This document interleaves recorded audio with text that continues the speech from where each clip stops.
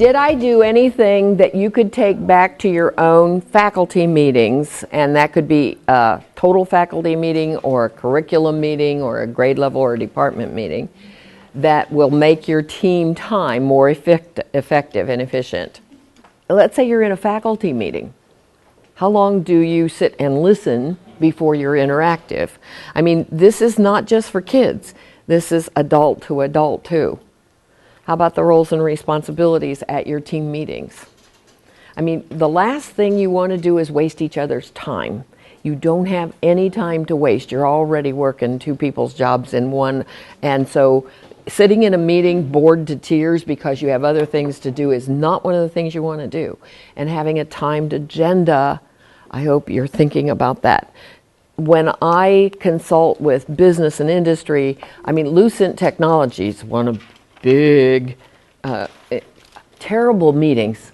I mean, just terrible. And the thing that turned them around was having timed agendas and saying, we're only going to spend this much time on this topic, this much time on this topic, this much time on this topic, and then we're out of here.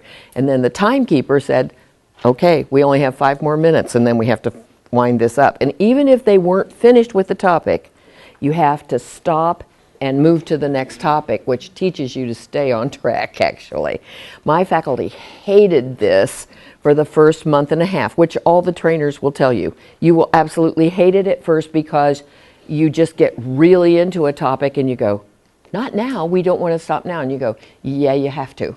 Because if you don't absolutely adhere to, this is only going to take 12 minutes, guess what happens? You go on all these little bird walks and people tell stories, and then your time is wasted. When you say, we're going to stop when we said we were going to stop, then all of a sudden things go, and it'll work out better for you. Now, we won't do that problem-solving process until this afternoon. So I have given you components of the problem-solving process, but we haven't really done that process. But I will keep my promise. Now, speaking of which, I don't see any signatures on that set of promises from you. Did you forget to do that? So sometime today, unless you're planning on not keeping that, which means I'm going to have a conference with every one of you of, the promises that you made back to the group too. In your handouts, you have a kind of an open box at the top of page. What page is that? Thank you.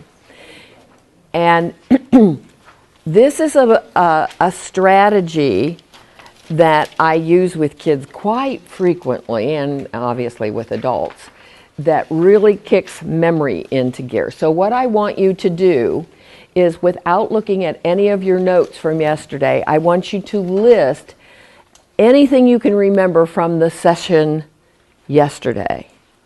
And I'm going to give you 2.5 minutes to do that. Ready? Begin. Okay, I'm going to ask you to pause there and now go to the bottom part of that form and list, what did you do to help yourself recall the things from yesterday? Just list 3 or 4 things that you did. Okay, let's see what kind of things you wrote down as your memory joggers. Nora, what did you write down? That I tried to visualize the PowerPoint. So obviously a visual learner there. So if you can bring that back, you're good. What else? I did by how I immediately thought, how am I going to implement it? So if it was meaningful to you and you're able to, okay. So, and kids do that all the time. In some high schools, when I go in through, the room is so stark, there is nothing around that indicates what the kids have been learning. And yet, when the kids lose attention, they're taking in something. And if there's things posted around the room, you'd be surprised. We had one teacher who just refused to put anything up in the room. And so we gave her 2 rooms because this high school had an open room, and said, in this room, we're going to put up things that pertain to what you're talking about. And we're just going to leave your other room like you always do. And the one class just outperformed the other class big time. And I mean, she goes, okay, I get it. I mean, why would you have to work so much harder when you could just post things around the room and help the kids. And it's not like I posted them around the room, it was work that you did. So the more actively engaged your learners are, the more they remember, because all those are memory cues. So here's pretty much what you said: visualization, making connections, seeing patterns of sequence or patterns of what you're going to actually use, conversations, which is what you brought up, and anything that has an emotional tint to it will be easily remembered.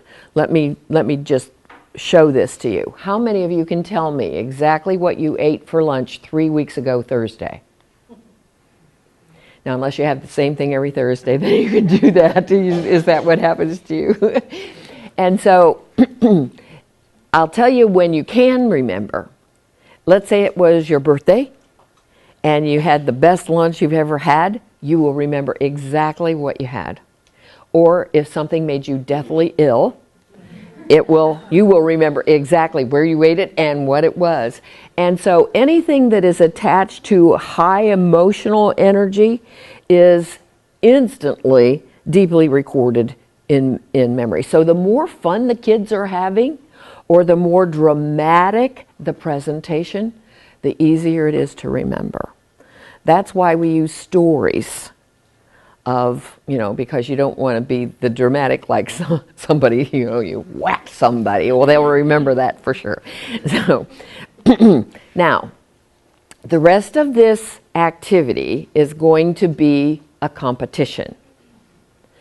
And so what we're going to do is go back to what you just wrote on your memory, the top part, the memory. And as a table, you're going to try to get the most points of any other table. So this is kind of a team thing. Now, the way it's going to be is you're going to meet with a clock partner and you're going to compare what you have on your list to what they have on their list. And anytime there's a duplication, you cross it off because that's a tie. So you only get as many points as you thought of something that they did not. Now, the good part of this is we're going to give you a table time to write down as many things that you couldn't think of by yourself that your table mates can think of, so that each person can go off and you have a better chance of coming back with lots of points. You get that? So I'm going to give you 3 minutes of table talk time and capture as many ideas as you can. Ready?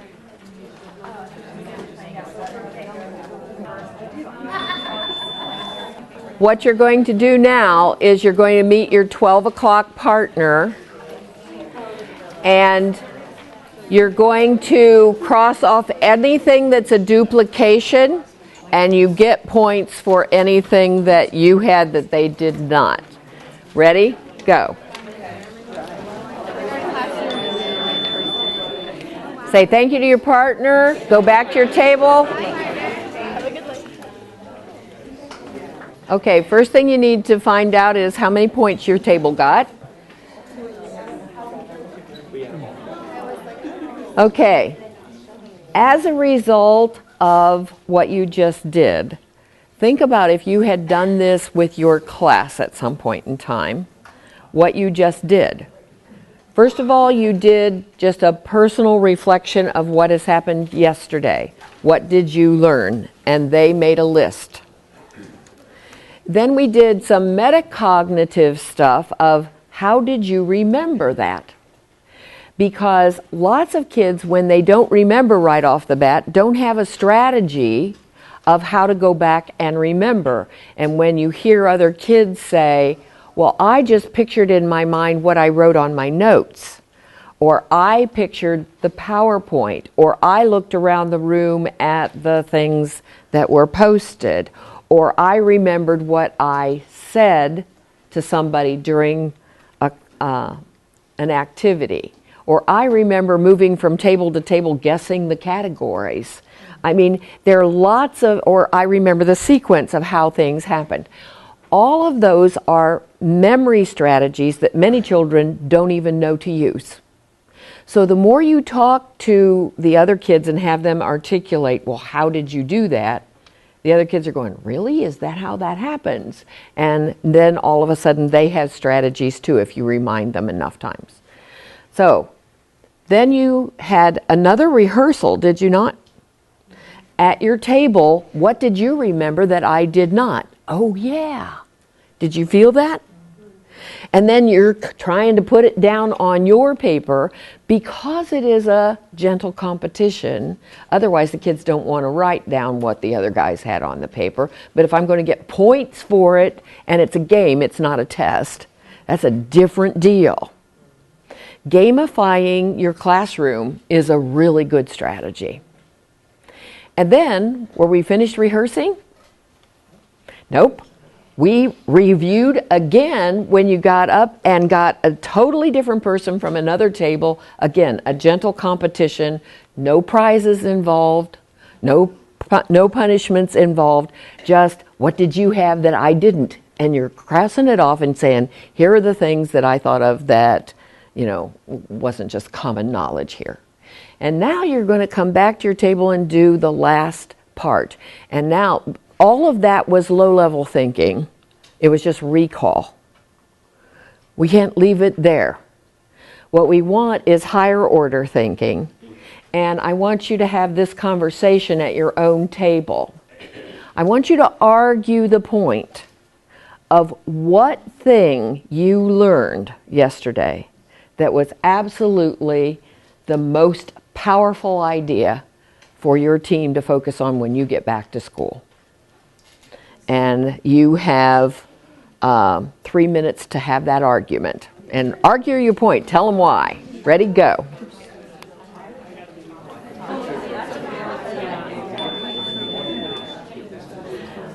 Okay, so the reporters the summarizers will now report out and say, we chose this because, so you have to have a reason for what you chose. Okay? So we'll just start up here with... We talked about the above the line thinking and just the importance of being above the line, especially if you're the leader. You have to be able to bring the others up versus being below the line. It's much easier to bring someone down and encourage them. Perfect. One of the things you have to make sure if you're really going to have the kids compare their points is that everybody has the same number of people at the table, because that would make some difference. You could do averages. Oh, that would be, I never thought about doing that. Thank you, Lisa. The other thing is, it would be my opinion that there never should be a prize. And the reason is, this is not about rewards and punishments. This is more about the learning. And the more adults do rewards and punishments for this kind of, I'm not saying never give a reward or never give a consequence. I'm not saying that. Because how many days would you not come to work if nobody was paying you? I mean, you get that part, right? But you have to be careful that you don't over-reward or over-punish, because then all of a sudden it's about the rewards and punishments as opposed to the learning. And this is really about the learning, so the kids need to say, how did you do? Did you do better than the last time we did this? There's also that point to do. But we will accommodate you. How many points did you get, Brian? 43. 43. Did anybody beat 43?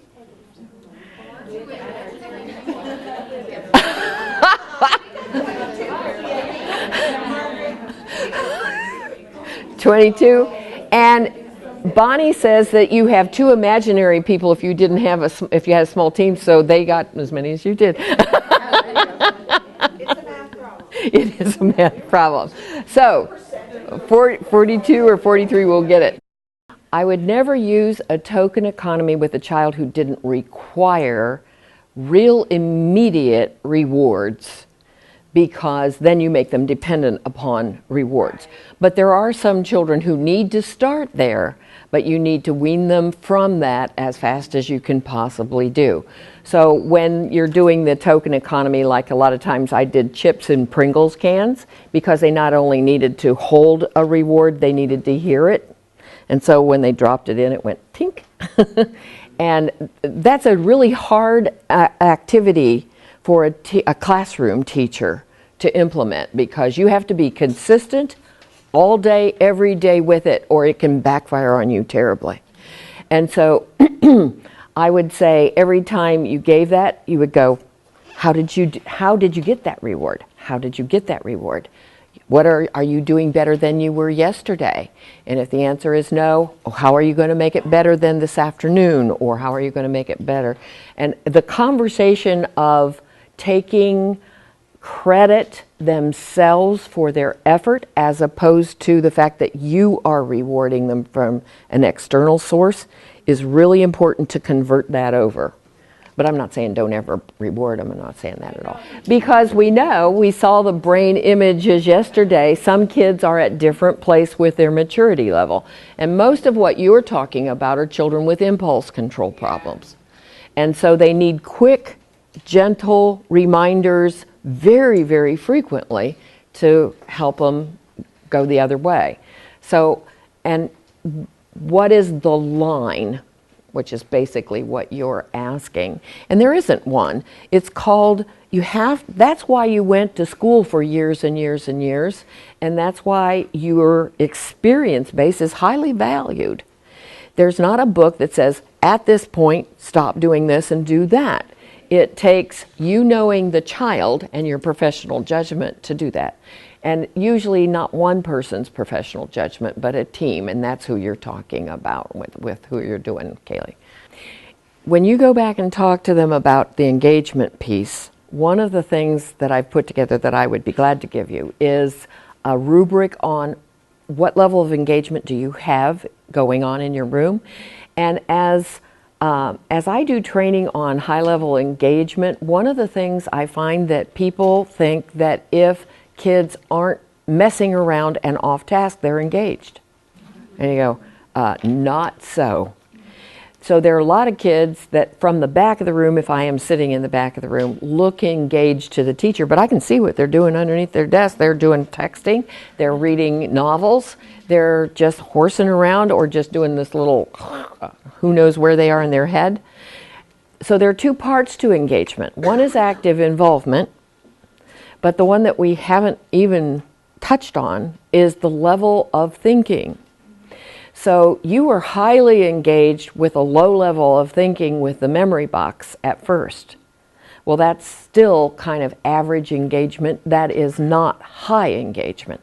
High engagement is when you were arguing which of the things on your paper were most valuable. And then when you take it higher, the higher you go on Bloom's taxonomy, the higher the engagement of the kids.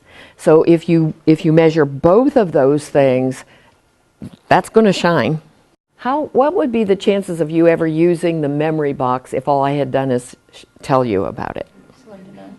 You just have to feel it for yourself and going, whoa, that's what I wanted my kids to do. That changes everything. So your point's well taken. And ta-da.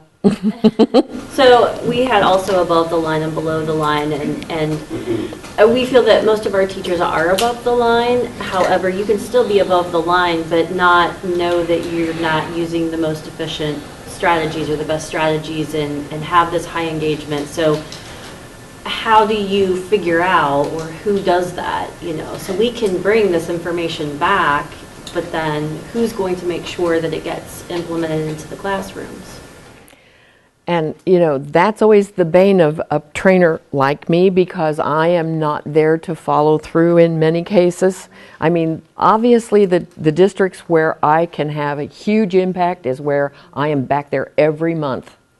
And I am going through classrooms and saying to teachers, here's what I saw. Well, first of all, you tell them what you're looking for. So whoever is doing your classroom observations says to the teachers, now this is my opinion, some people just hate this, this is when I'm going to be in your room, and these are the three things I'm really looking for. And two of my second grade teachers in the building where I was principal came to me and said, we think you ought to stop doing that. I went, why? And they said, because some of us are just putting on a show for you. We're not really doing it all the time. We just know that's what you're looking for when you come in. And I said, that would be okay with me. I want to see the show. Because if I know that you know what I'm looking for, and you know what time I'm coming, and I don't see you doing it, that tells me that you probably don't really understand what you're supposed to be doing. And then I know exactly what I need to do in terms of training.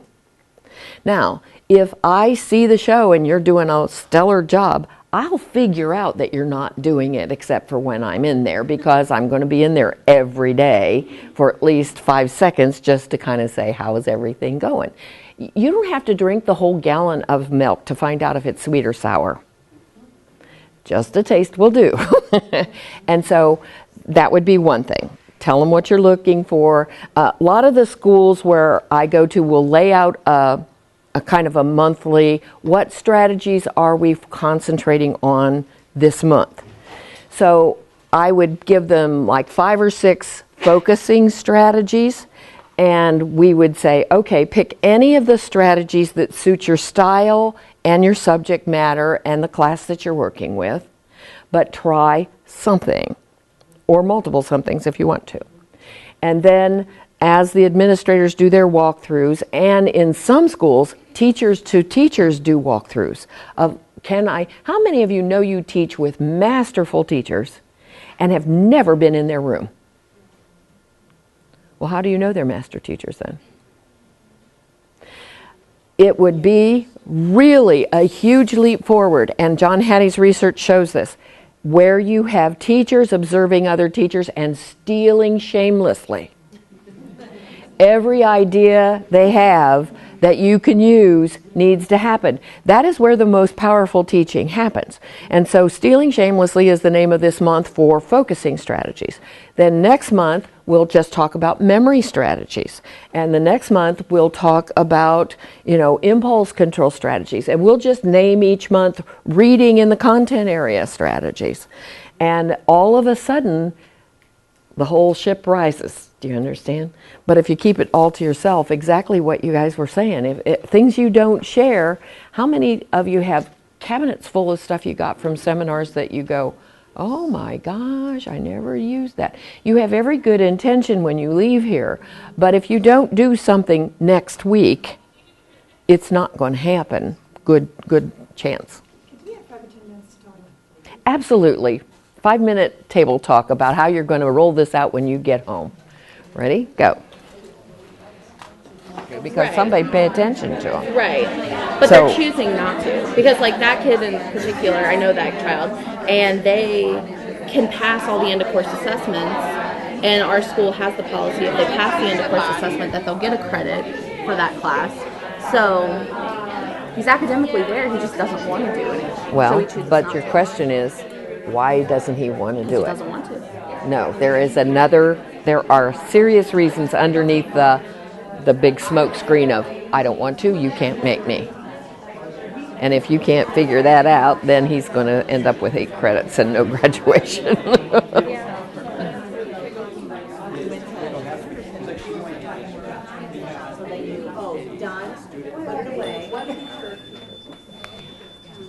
Okay, hopefully you were able to put something in place or get some new ideas from that. I'm going to go back to the memory box strategy. One of the reasons I love that strategy is that it teaches kids to take notes. Were you not note-taking there? Now, after they've taken notes the day before, what you're really doing is rewriting your notes from memory, are you not? That's what this is when you give them a box. And I would give them a bigger box than you have on there. I make it bigger. And it teaches them not, and remember what we were talking about with the Cornell notes that several of you particularly liked. This does the same thing. It doesn't add the visual or the symbols necessarily, but it has them go back, and each time you do this, it's a different way of studying their notes. So you are actually teaching study skills. And to also look at your notes before you make a decision, which is that higher order thinking of what was the most important. So if I were a social studies teacher, I might say to the kids, okay, so who really won the Civil War? Back it up. Now, do you understand that's a different kind of question than what battle, what date, what time, who did what to whom? It's now that we are years and years beyond the Civil War, who really won? And it's not necessarily the people that you think at first blush did. So, or what if there were no such thing as fractions? How would your life be different? Well, if you wear 8.5 shoe, you'd be either slopping around or you would be squeezing your toes. So, and it gives multiple practices. So one of the things we know about memory is the more you practice something, the more it sticks in your head, but not so much if the practice is the same every time you do it. So if you give the practice a little spin each time, then it does create multiple paths to the same information, and it's more likely to be retrieved. And so did you understand what you did? Quiet writing, talk at your table, competition with a partner, come back and have an argument about it. Boom, that's cool. So here's what Harvey Silver, who's just one of my favorite trainers in the whole world, Harvey Silver, and he calls it RVD, repetition with variety. And the thing he adds that many trainers don't is the depth of thought. So don't just have the kids use a Venn diagram, have them use something more powerful than that, compare, contrast. But then, what do they do with that information? Nobody makes a Venn diagram unless they need it to make a decision about something in real life. Just teachers do that, and you go, really? Stop. Anyway, those Venn diagrams are just a pain in the butt because that intersecting circle, good luck writing in that. So here's what Harvey's research is saying, that when he has gone into school districts and separated the kids out this strategy, this memory box strategy, and you have all these kids who are scoring somewhere between in the 60s as an average or below, that those kids' average scores moved up to 80 when the teachers use this regularly and with, fidelity. That the 80% average kids moved to 90 and the 90% average kids moved to 93. Now, just as you would expect, the kids on the high end don't have as far to go, but even they grow. But do you understand what happens to the kids who are doing poorly with memory? I'm totally sold on this particular strategy as something powerful, especially for the kids who are the lowest scorers. The other thing that this does, when I first saw this strategy, my plane was delayed, and so I missed the first day of a 3-day conference. And Harvey did this the first thing in the morning of the second day, which is typically where I use it as well. And so, have you ever gone to a conference and coming in day 2? That is just awful because they keep referring to things that you missed. That happens to kids too who are absent a lot or have been, out ill for a while. And so what this does is give them a chance to catch up. It's not like being there, but it really put some things in place. So as they did this, when he said, now write everything you remember from yesterday, all I remembered was the pain of being in airports and not getting on my plane. And so I didn't have any content to write. So I just did the, okay, what were you talking about kind of thing, and just trying to make notes for myself. And then when the table did the talk and they said, well, we talked about this and this and this, it was like they were giving me the fast track tutoring kind of a thing. So that when I got up to meet my partner and we were in competition, I wasn't in competition. I was just hoping that my partner knew more than my table did even. And you understand what happened within, 20 minutes. I was as up to speed as I could possibly get. So I think that's a huge advantage to if you have kids who are bad with attendance. one of the teachers at my table said, I often say to the kids after they have this list, okay, these are the 5 things that you should circle now because those are the 5 biggest points on the test you're going to have on Friday.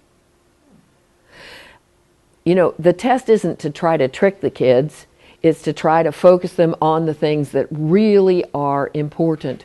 So if you do that, that is really helpful. And some teachers actually say you can bring your memory box to the test. Now, here's a question I want to ask you. When would that not be a good idea to let them use notes on a test? Okay, did you come up with a time when it might not be the wisest thing to have kids do open notes? So let's talk, because that's exactly it. If you are giving a test on all low-level, just recall stuff that is like, you can look that up on your phone, then you wouldn't let them use their notes, right? Because all the answers are right there and you don't know if they've mastered that basic, the building blocks of learning. If you're giving a test that truly checks for higher order thinking skill, where they have to use this information to answer deep questions, you can't find that on your notes. Just the stuff that, and does that make sense to you? My opinion is don't spend a lot of time teaching kids things to just remember things they can look up on their phone. They have their phone with them 24/7. If I want to know the difference between an igneous metamorphic and a sedimentary rock, I can look it up. How many of you could give me a definition of those 3 things? Used to be science teachers, right? Okay. Now, how many of you can't and you don't care? You get it?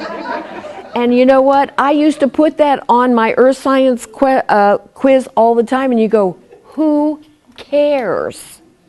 And a lot of the things we teach and spend a lot of time on and go back and do formative assessment on and retest the kids, and you go, who cares? Now, if they don't get formative assessment on how to use a dichotomous key, which is sorting and organizing things based upon attributes, that's a skill you use in one way or another every day. That's important. You need to go back and you need to retest that until they get it, because it builds everything else. So make some decisions about what you're going to spend a lot of time on and what you're not going to spend a lot of time on. Kids can look at their, some of the teachers give them an index card about this size and say, write everything you think you need to know for the test on that card. You may bring that in with you. Do you do that? Good job. And then they ask them higher order thinking skills about how will you use that to solve problems. Now you're talking serious education. That's just awesome. And then the last one there is careful about competition. Competition is helpful when kids think it's fun. And they don't think it's fun if they don't have a 70 to 80% chance of thinking they could win. They don't have to win 100% of the time. That's not even healthy. But if I have no chance of winning, this competition is not fun. How many of you would get into a game like go bowling with a professional bowler? And you go, I don't think so, because this is going to be ugly. And so it's not fun. We don't do that to ourselves as adults, but we put kids in those kind of situations all the time. So when I took you from your own notes to tables helping you get your notes together, and then created, see who has more. Now you have a 70 to 80% chance of being successful. That creates motivation instead of destroys it. So we're going to talk about memory. Here's your case study. So Rachel, for one thing, has a real hard time passing quizzes and tests because she has test anxiety. So you're going to look at the memory chart and see what's going on there that could happen. And when the teacher says, now I don't just want an answer, I want you to justify your answer, she's having a hard time doing that as well. So if you look at this chart, see what you think is possibly going on there.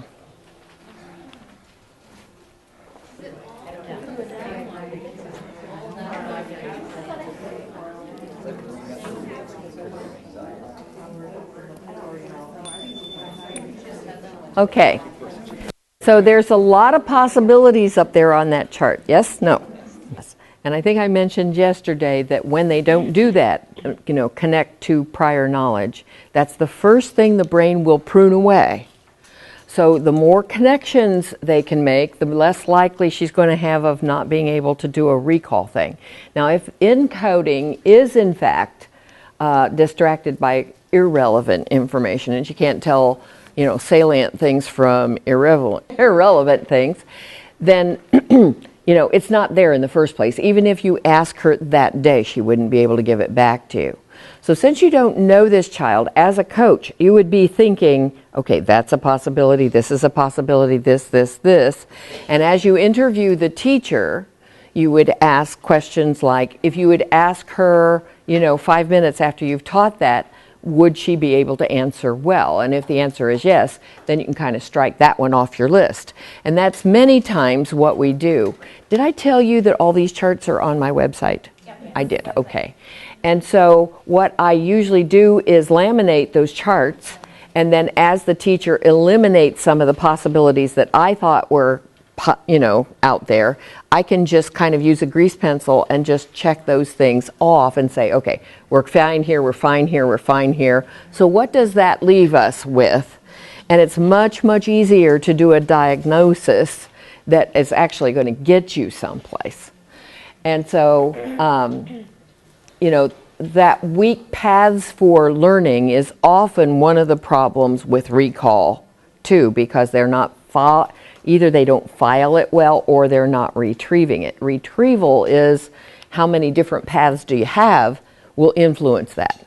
So if one path doesn't work for you, you have lots of places where you can get that out again. And that's why when we did the memory box this morning, we were creating visual, auditory, as well as, writing kinesthetic paths, and that helps a lot. And she also identified test anxiety. Anxiety will always mess with kids' achievement, always. And so sometimes teachers shoot themselves in the foot right off the bat by saying, I don't suppose you have your homework again today. Well, instantly that child's going to do what we call downshift and go more to the limbic system of their brain than the frontal lobe, which is where all the heavy lifting academically goes. And the minute you go to a point in the brain that's more emotion than thought, they're not going to remember what you're telling them. So let me give you an example. This afternoon I'm going to tell you about when you have a problem-solving meeting with a child.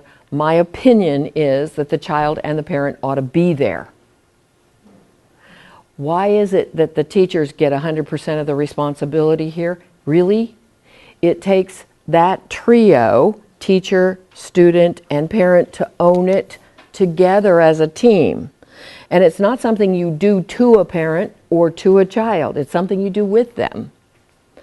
And so when you call and you say, good afternoon, Mrs. Jones, that problem we were talking about with Becky not being able to write very well and respond with extended responses.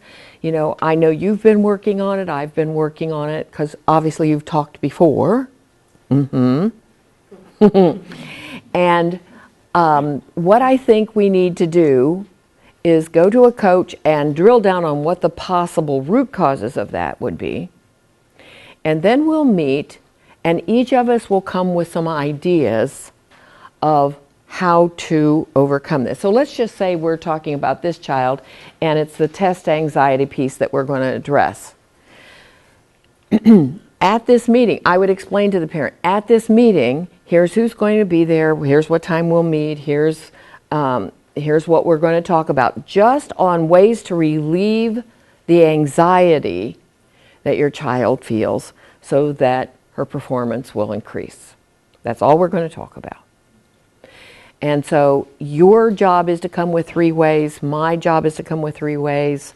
Your child will come with 3 ways. Anybody who's in there is going to come with a home, a school, and a student idea. And so you're having this conversation with the parent. How much of that conversation do you think the parent is going to remember?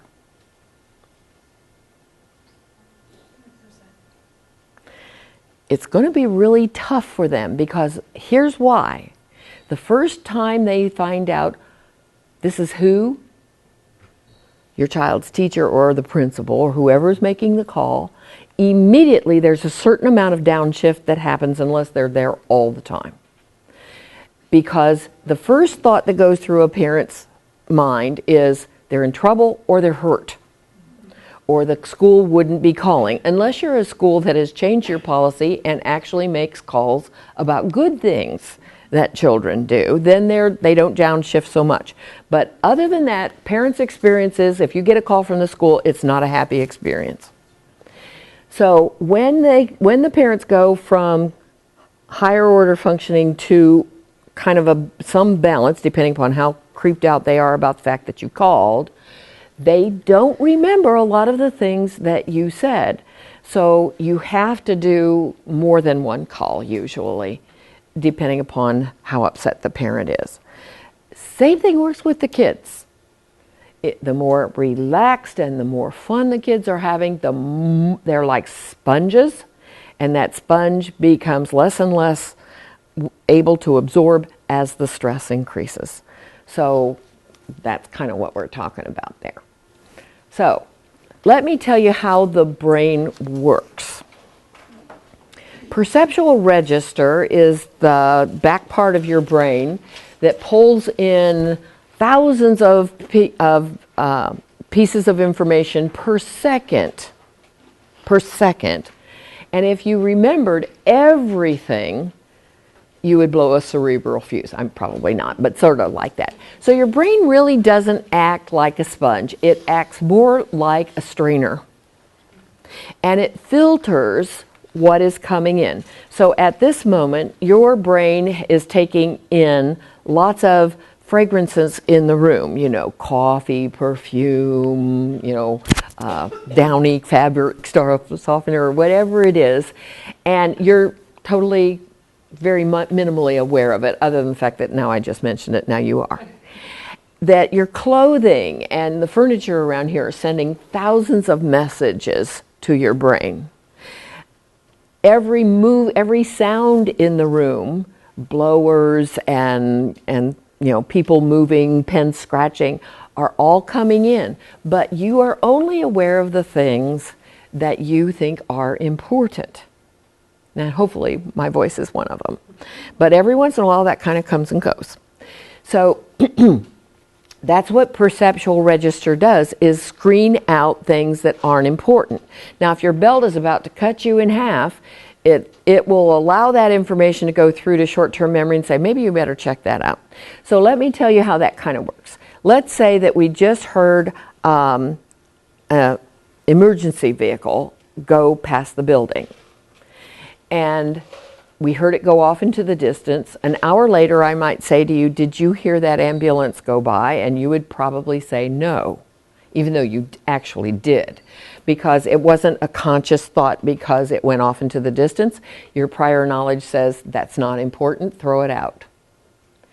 And if you heard several emergency vehicles come close and stop, your short-term memory would send it to working memory, which is your first conscious thought of it.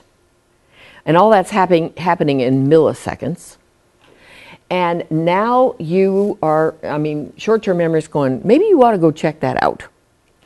And now when you do check it out, you're starting to make decisions about it. And you're thinking about it. You're drawing conclusions. You're comparing it to other times you've seen this information.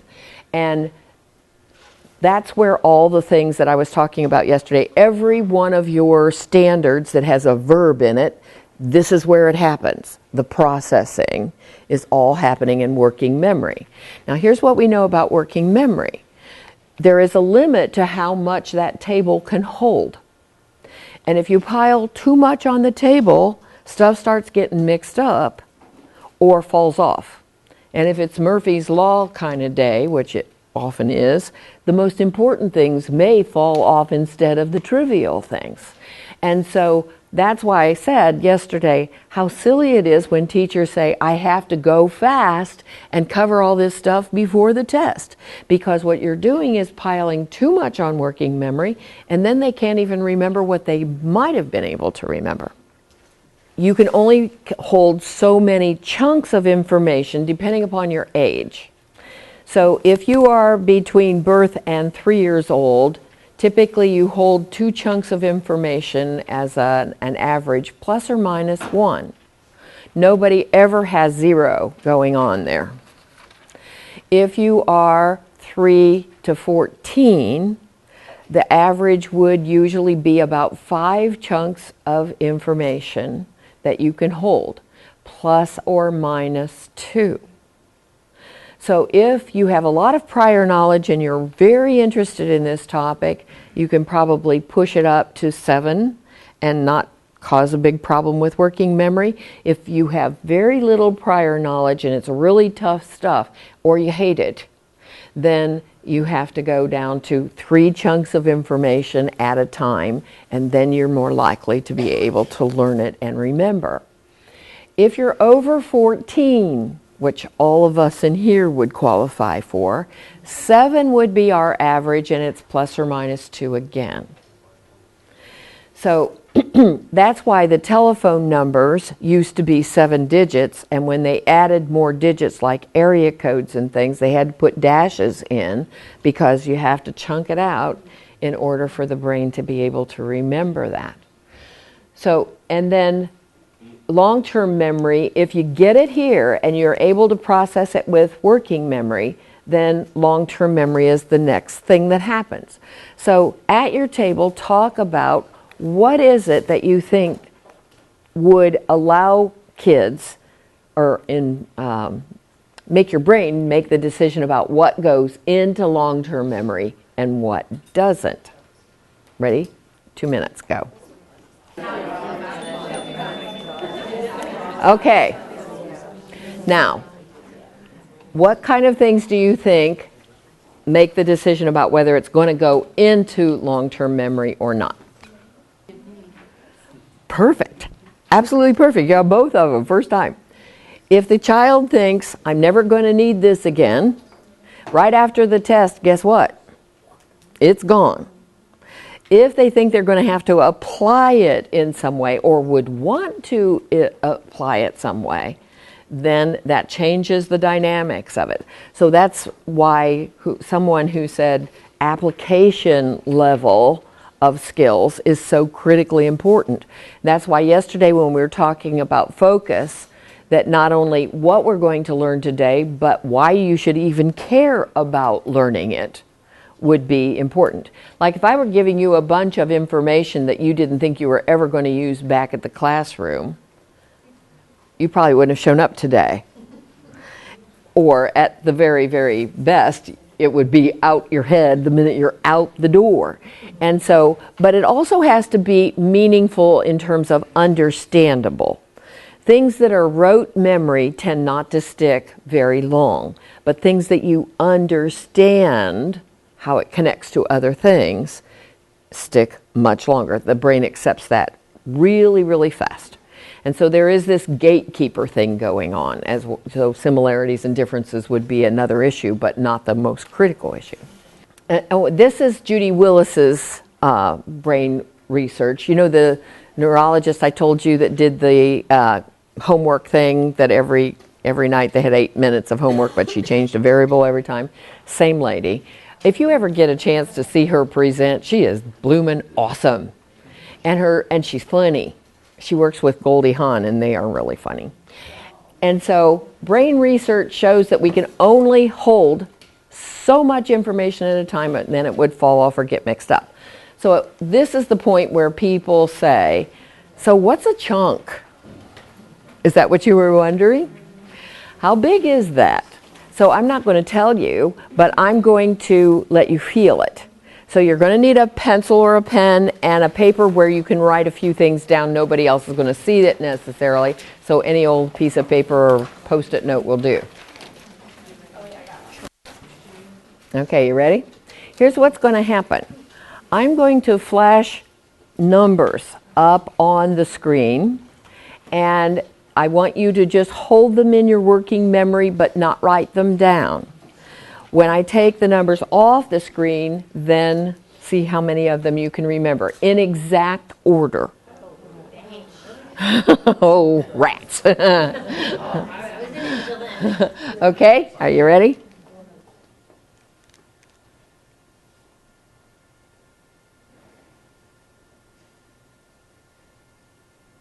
How many of you got those right?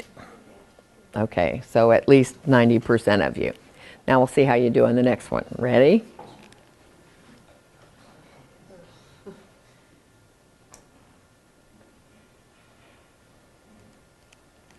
Now, if it's gone now if you didn't get it by now, so go ahead and check.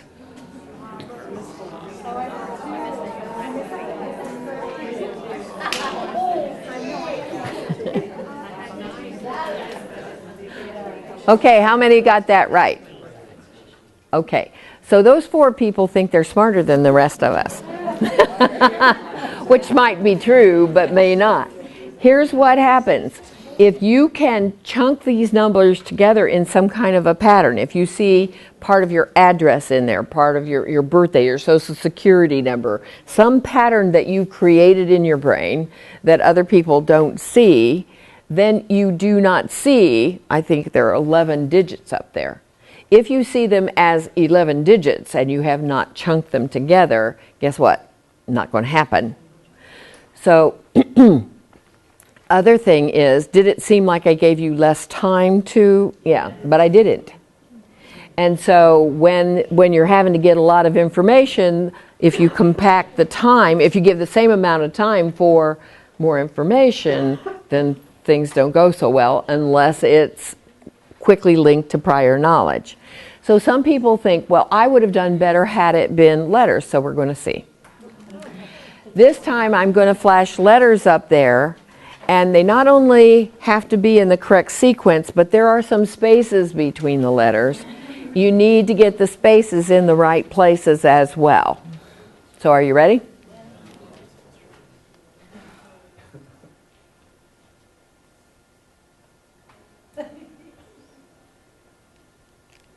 Okay, check your accuracy.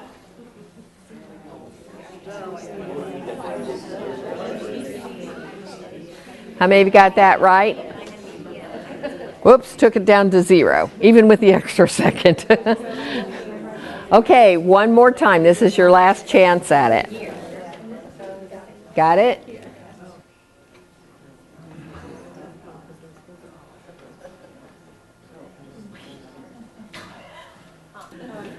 How many of you got that one right? Okay, so we went up to about 70% that time from 0. And, whoops, they are the same exact letters in the same order with no more spaces than you had the first time. First time, nobody got it right. Second time, 70% of you did. The question at your table is, how did that work? Ready? Go. Okay, so how did that work? Why were you able to get it the second time and not the first? And see, that's the point. You recognize them because you have prior knowledge of those concepts. So they RSVP. Now, if you were a small child, RSVP wouldn't have helped you one snap. And CBS TV, when I did this in Amish country, guess what? It didn't work as well. Because if it's not part of your experience level, then it's just like it's isolated pieces of information out there. So you understand how important it is for teachers to show how ideas connect and to prior knowledge especially, or build the prior knowledge before you go to really complex things. Otherwise, it's not going to stick, and you have to teach smaller chunks when they don't have that. You can teach lots of stuff if you're making connections all the way through. Now, not you're making connections, they're making connections. I know what CBS TV is. That didn't help the Amish people one snap. So you have to know what your kids know in order to be able to do that. So what does chunking look like in a classroom? How many of you can name the Great Lakes? Why can you do that, Lisa? There was a teacher who used a mnemonic device, HOMES, Huron, Ontario, Michigan, Erie, Superior, spells Holmes. And trust me, I would not have been able to name them. Would you have, had you not had that little mnemonic in your memory? Music teachers are doing FACE, and every good boy does fine, and I don't know what the bass clef is anymore. And so those are all patterns that you're helping kids see that chunk lots of information into something.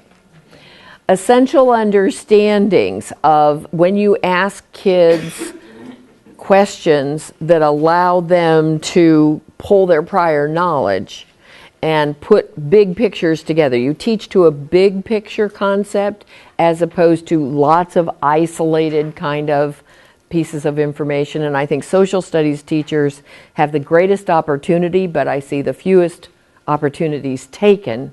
I hated social studies going through school because I didn't care about the dead guys one snap.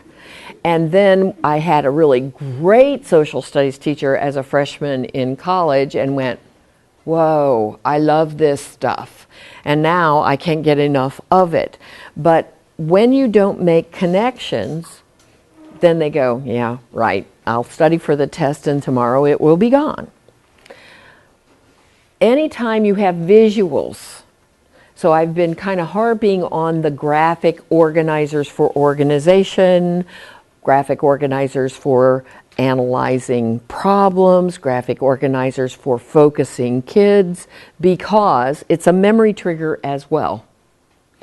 And so anytime, can you imagine traveling from here to California without a map? You know, just written directions. And you go, oh no, this is not good. Because it takes huge amount of information and compacts it into a picture. And the brain loves music and pictures much, much more than it loves words. Memory compatible ways of teaching. So we're going to check your picture memory. I want you to partner up with anybody that you want to in the whole room, but not somebody at your table. And what you're going to do is you need to sit like this. Just be my partner for a moment. If I am the person who is the guesser, I will sit with my back to the screen, and what Emily will do is pull her chair around here and she will be able to see the screen. She is going to be drawing things, and I have to guess what she's drawing. Okay? So set yourself up with partners like that.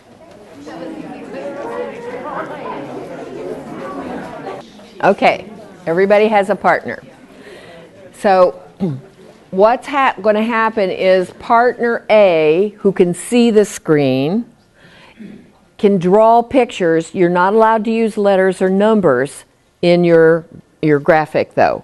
And I'm going to put several words, I don't know whether they're 3 or 4 words up on the screen, and they have to say all of them before you're finished. When you're finished, I want to know you're finished by a woohoo when they finally get it. So you can write down the correct response. Now, what we're going to do as soon as you're finished with this round is you're going to just trade seats, and then the other person gets to do the same thing. So you can find out if it's easier to draw or guess. Are you ready? Okay, here we go.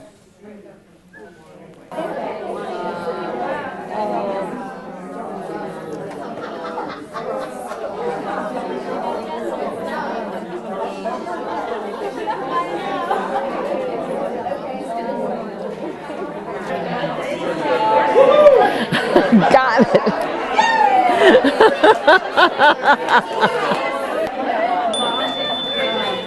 Okay. Time's up. How many teams made it? Okay. Change seats.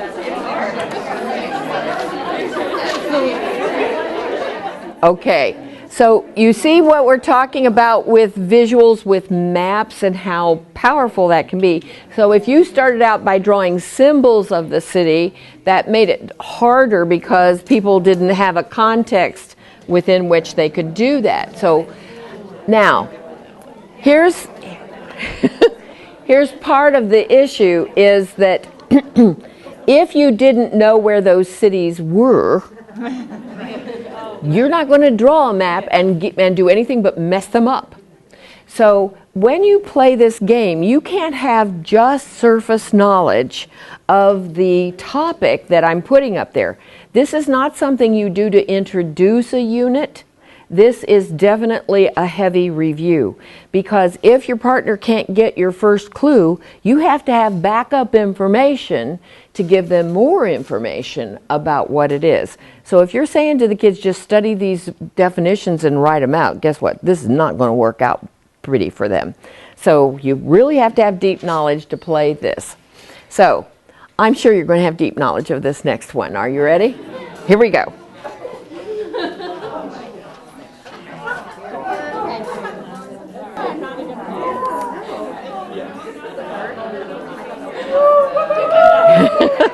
Oh, got it. Okay, pause there.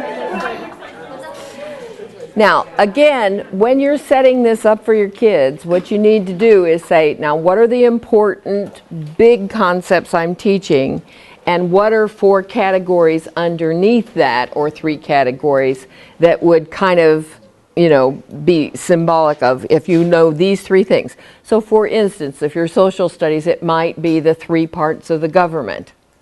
What are some other things that you think would lend themselves to this kind of a game really easily? Yes, if they've done Cornell Notes, this is a lot easier for them because they've seen lots of other people's pictures that they're using for igneous metamorphic sedimentary, which we did yesterday as an example. How about in math? Can you think of how to do this in math? Now, it can't be real specific vocabulary because I tried that once. You know, it can't be circle, square, and triangle because guess what? All I have to do is draw those, they say them, we're done. So it could be, or it could be if you're even doing bigger concepts like quadrilaterals, you could work with that. And then, you know, different kinds of things like that. So you have to think of things that wouldn't be so obvious that the minute they draw it, it's done. But things that are important enough, and your key vocabulary would usually be the first place I'd start too. And then you go on Google Images and you kind of think of some things and then see what kind of possibilities there are and then link them together. So what we want to do, when one kindergarten teacher decided she was going to have the kids do something like this, and they had just gone through the sea creatures unit, and it was just a train wreck because the only person who was using the vocabulary was the teacher. If the kids aren't using the vocabulary, then all of a sudden they don't really own it, and now they're having a whole bunch of trouble with these concepts, or if the teacher's the only one drawing the pictures when you're learning it. So it has to be something the kids have internalized to make this any kind of fun. And just the woohoo afterwards, I have found that at first the high school and middle school kids go, I'm too cool to do that. But once they get into it, it really makes it a lot of fun. And once a cool kid does it, everybody is into it. So thank you, partner, and go back to your seat.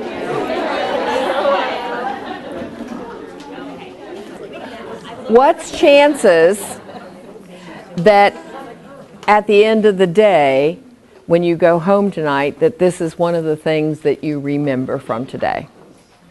Whenever kids are having fun learning something, it will stick, especially if it's an experience as opposed to just kind of something that the teacher said that was funny. I mean, all of those things will stick better. So games and pantomimes, which is what we just did, can you act this out, would be another version of playing what we just did.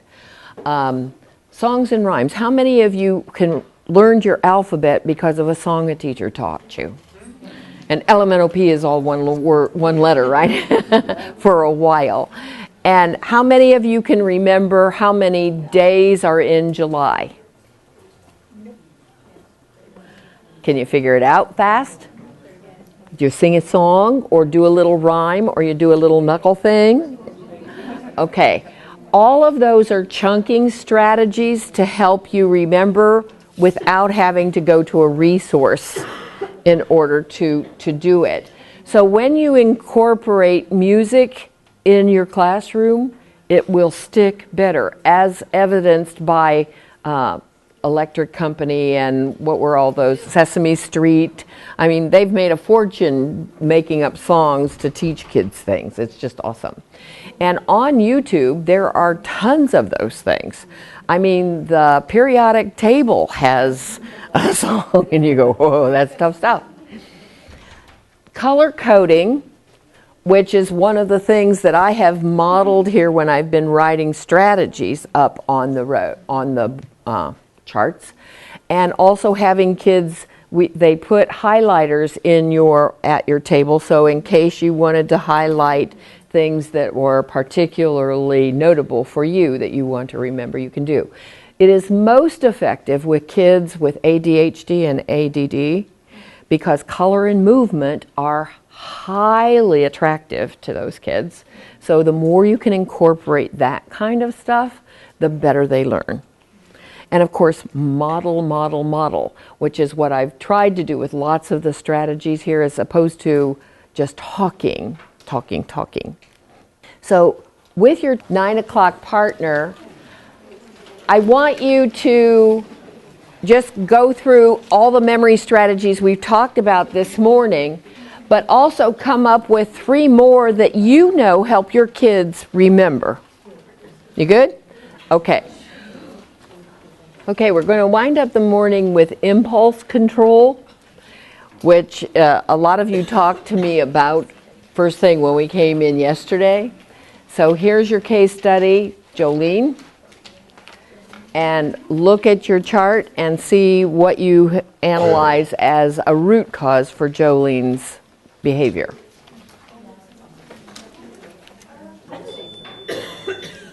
Okay. If we look at Jolene, who has a hard time calming down, what are you thinking is a problem? And I noticed that I, again, have the wrong charts in the wrong place. But motivation and impulse control are going to overlap a lot. And any child who is anticipating this isn't going to go well, that could be at least part of the problem. And there probably are going to be multiple problems here. What's something from yesterday that could also be contributing to this? From the focus chart.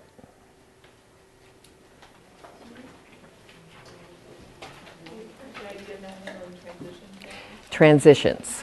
Yes, transitions are really hard for some kids with impulse control problems. Of the self-calming part is really, really tough. And so sometimes in order to teach self-calming, and you probably have a bunch of experts in this room that teach self-calming skills. What kind of things do you teach kids to do when they are up here and they need to be chill? Deep breathing, countdown, shake bottle with some music, quiet time in a corner, quiet down in the corner. Those are all awesome. And the deep breathing, sometimes kids don't catch on to that right away. One of the things that I would use is, the bottle of bubbles that you stick a wand in, and if you blow that really hard, if they're all upset and they go, they have just junk all over their desk. But if you say, no, slow it down and blow the biggest bubble you can, then they have to, first of all, take a pretty good breath and let it out And after they do that a couple of times and they start getting bigger and bigger bubbles, then basically they are using their diaphragm to breathe. It is impossible physically, at least from what I've read, to deep breathe correctly and be upset at the same time. So if you can get them to breathe correctly, they just automatically, the body goes, okay, okay, and it kind of lets it go. Now there are some other things about visualization of close your eyes, take yourself to the beach or wherever your cool place is. Just take it down a notch. Lots of kids don't have any strategies for calming themselves down.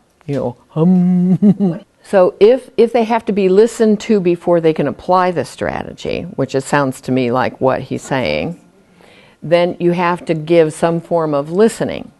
And with some kids, all it has taken, now probably wouldn't work with your son, but I would say I had a big picture of somebody, at different, depending upon the grade level, it could be a teddy bear over someplace. Say, go tell the teddy bear exactly what's wrong, and then come back and tell me.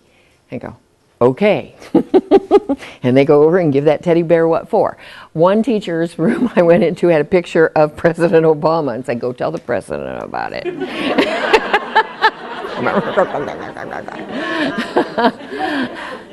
Now, there would be some issues where I would say to the kids, right this second, I have to do this and this, but we will make an appointment, and 4 minutes from now, I will be able to sit down and listen to you. So you go over here to your chill spot and you figure out what you need to tell me, because I'm not going to have a lot of time for you to tell me.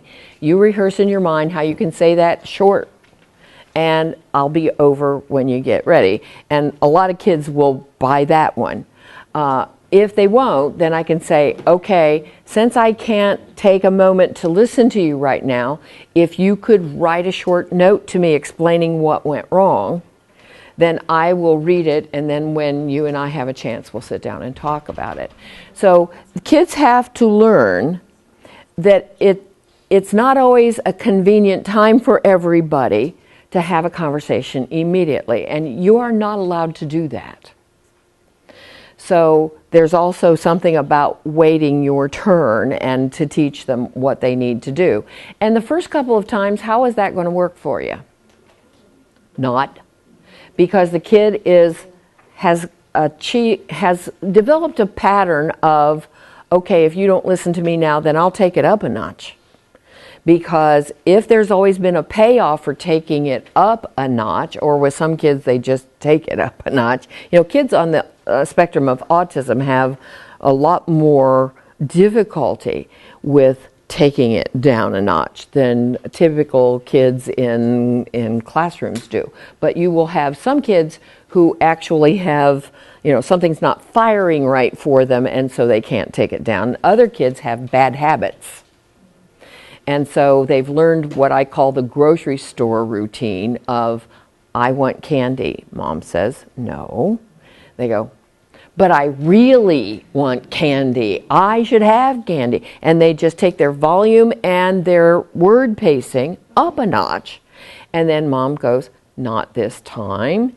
And so what do? Say, okay, not in my experience, that they will continue to escalate until they get the message that no is no, and it's consistently no. The minute you vacillate and you are inconsistent, then they learn that, oh, it's just a matter of volume and intensity. It is not no.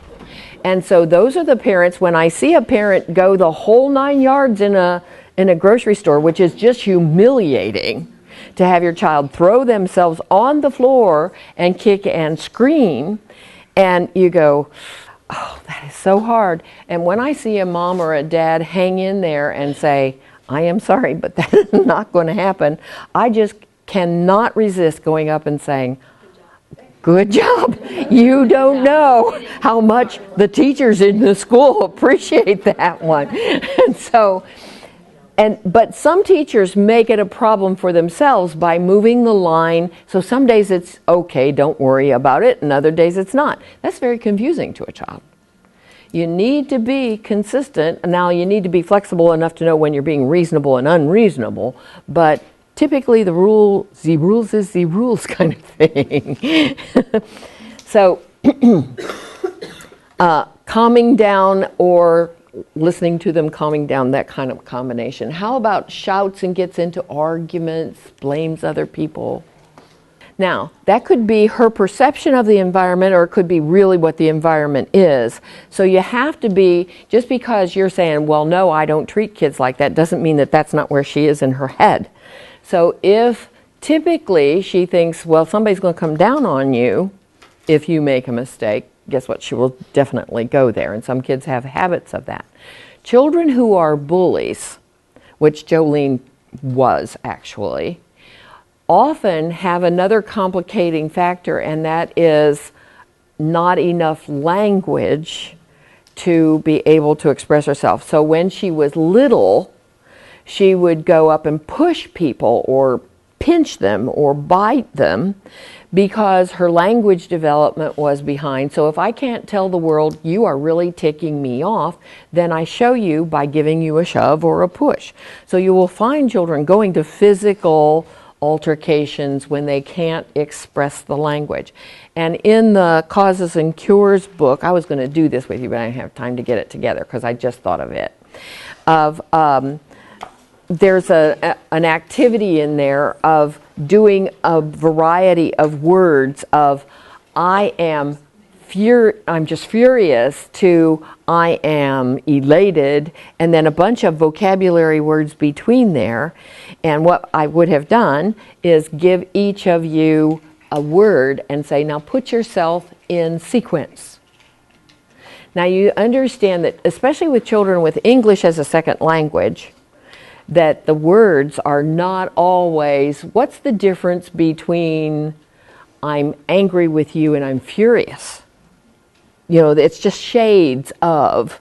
And even when I have adults do those kinds of things, and I have not done it with the emotions before, but I've done it with always, never, sometimes, occasionally, those kinds of words, that the adults don't agree on what the spectrum of meaning really is. So you can understand how kids would not. So that's a good activity to help them. What the research that's coming out of Penn State is saying is that a huge percentage of kids who are bullies also don't do internal talk very well. It's not a lack of vocabulary, it's that above the line thinking. And so if I'm walking by and I just kick Kaylee's chair, you know what she's likely to do? Pull her chair in. Because her internal talk is, I must be sticking out in the aisle or she wouldn't have tripped over that. Now, if she were in a bully frame of mind, she'd come flying out of that chair and go, what's wrong with you? You kicked my chair on purpose. Because you give bad intentions to the person who does things that you find annoying. So it's kind of like road rage. He cut me off on purpose is the person who gives somebody the finger as they're going down the road. Or I bet she didn't see me, I was in her blind spot, is the person who just tries to pull back and avoid an accident. Big difference in terms of what kind of internal talk is going on. So with a person like Jolene, that might be one of the things that you consider as an intervention. And what about gives up easily and can't get back once she's upset? What do you think? I didn't assign that to anybody, so. Once it's, I've made a mistake, then I back off, and I don't have a backup system for that. So it could be self-talk, and there are lots of things on that chart that might do it. So here's one of the things, and this kind of goes to what Stacy was saying. When the brain is challenged, not threatened, but challenged, it lights up, it loves it. The minute that the brain thinks the challenge is a threat, it turns the frontal lobe off and it goes to the limbic system.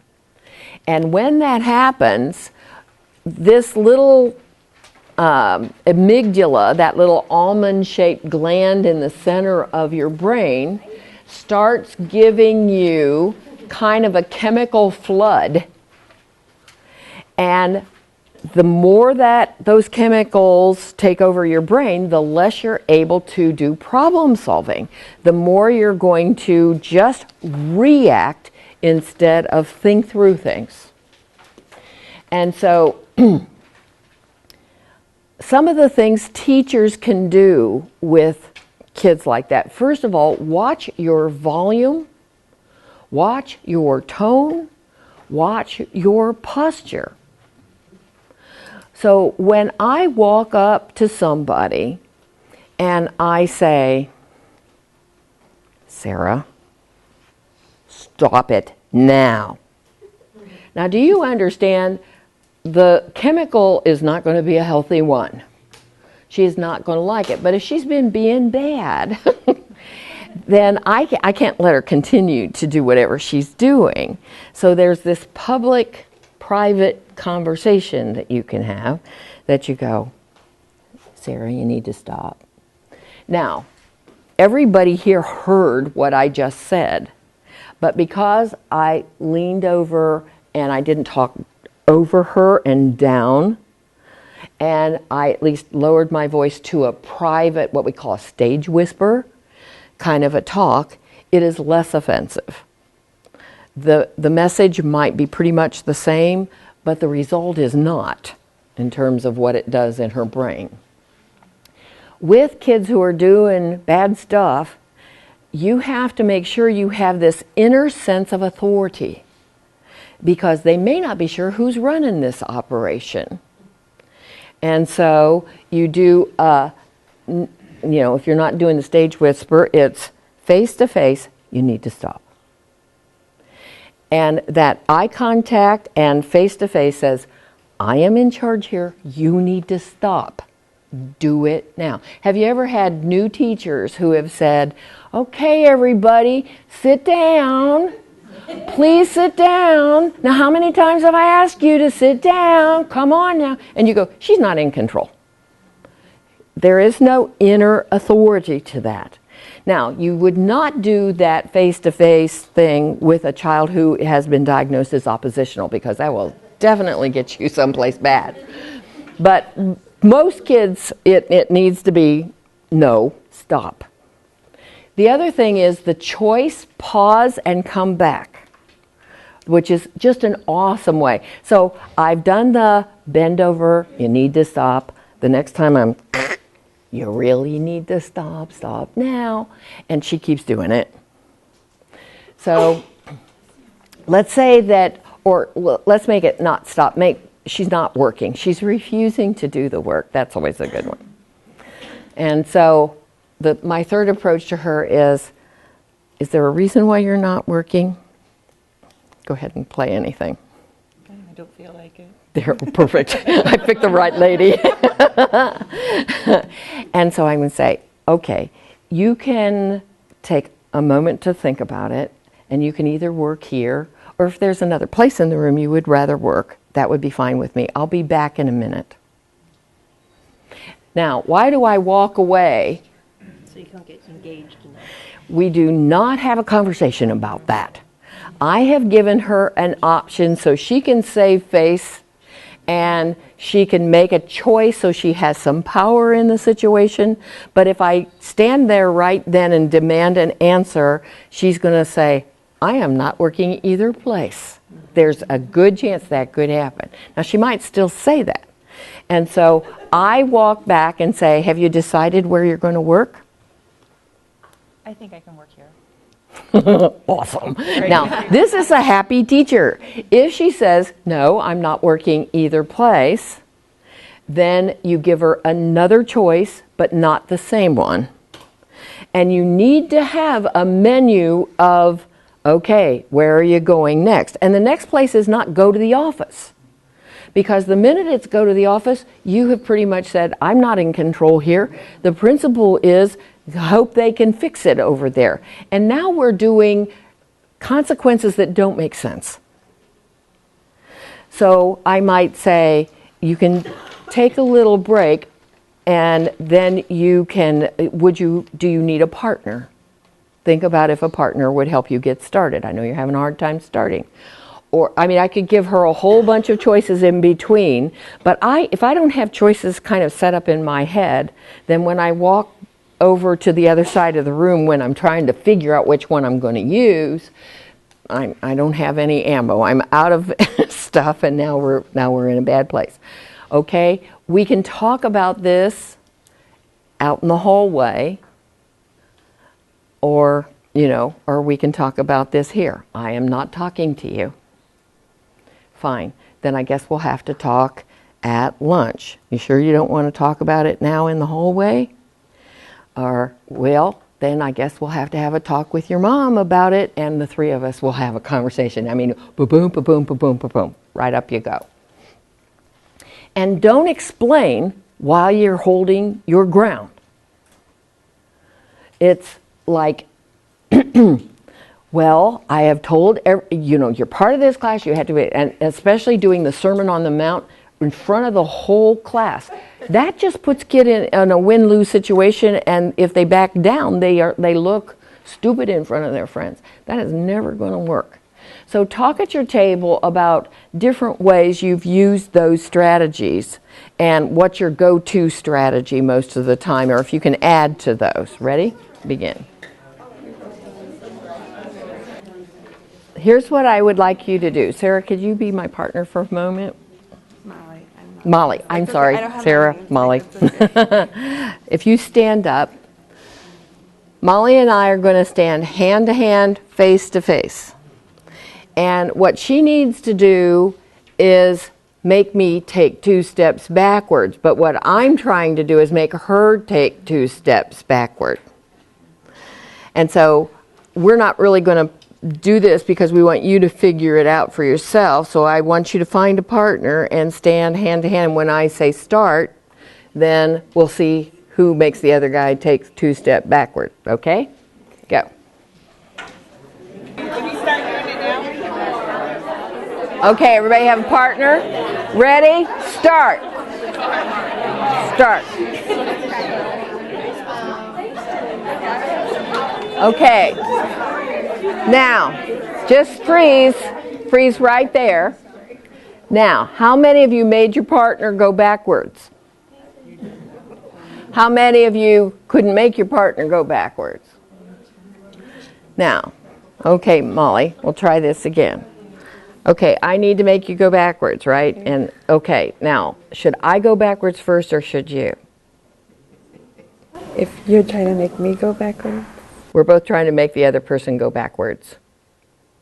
when I was making her go backwards, I was taking a step backwards so I could get more leverage. Okay, but it has to be 2 steps. 2 steps.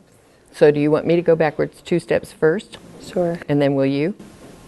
sure. Okay. So, you can come my way first. Okay. So we stay. Okay, now you. Now, do you get the point? You can press on these kids and try to force them to go where you want them to go, but it's always a lot more efficient if you make a deal with them and say, I can give a little bit first, and then everybody wins. Thank you very much, Molly. Okay, so here's the deal. When the fire department has an emergency, they tend to put water on it, not gasoline. And if teachers would think about that when they're having a fire with kids, I think we'd get a lot farther, a lot faster. But when you say, by golly, I'm going to be in charge here, and you think in charge is an adult form of bullying, then that doesn't work out so well. So I gave you a slide with slow down their thinking. This is kind of a wrap up of what we have been talking about, right? Make sure they have language, the deep breathing kind of thing. You see the strategy down here called 2 by 10? Familiar with that strategy? I want you to think of the most difficult child you have this year. Got it? there's a really good chance that that kid has the impression that maybe he's not your favorite or she is not. And so if you can put that particular perception to rest, you have a much better chance of working with that child. So this strategy is every day you spend 2 minutes with this student for 10 consecutive days talking about something about them that they find extremely interesting. So this would not be about schoolwork or grades or their behavior. It would be, so what is your favorite thing to do when you're not in school? And 2 minutes, 10 days in a row, the research says 96% of the kids will respond to that well. Now, after the 10 days, you can't drop them like a hot rock. You have to then just, fade that out a little bit, wave to them in the hallway, say, how is that puppy doing? Did you ever get that puppy, by the way? And when you start giving the kids the message that I really do care about you as a person, not just as a student, that a lot of that energy shifts and they are less likely to take you on and make your life just a living hell if they have been doing that.